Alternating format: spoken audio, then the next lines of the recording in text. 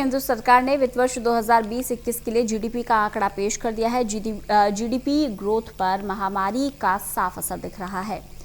वित्त वर्ष 2020-21 के लिए जीडीपी ग्रोथ रेट -7.3% रही, जबकि चौथी तिमाही में जीडीपी ग्रोथ रेट 1.6% दर्ज की गई है।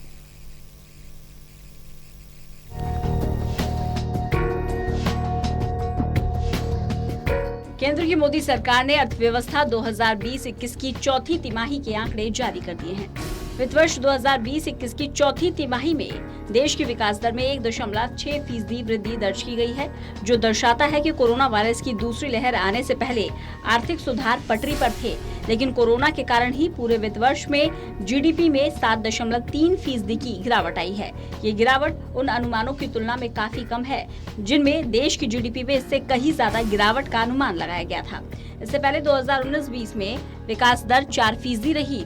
वहीं खुद केंद्र सरकार ने इस साल फरवरी में पूरे वित्त वर्ष 2020-21 के दौरान जीडीपी में 8% की गिरावट का अनुमान लगाया था। हालांकि जनवरी-मार्च 2021 के दौरान वृद्धि दर इससे पिछली तिमाही यानी कि अक्टूबर-दिसंबर 2020 के 0.5% वृद्धि के मुकाबले बेहतर थी।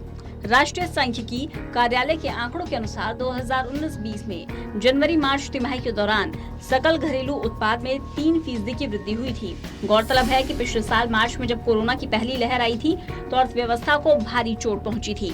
देश तकनीकी रूप से मंदी के दौर में चला गया था। लगातार 2 तिमाही यानी कि अप्रैल से जून और जुलाई से सितंबर में भारत की जीडीपी ने नेगेटिव ग्रोथ दिखाई थी, यानी जीडीपी में गिरावट आई थी।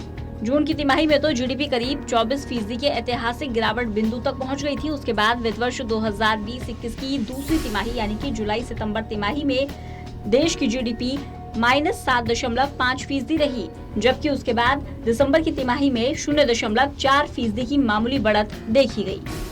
National desk, total news.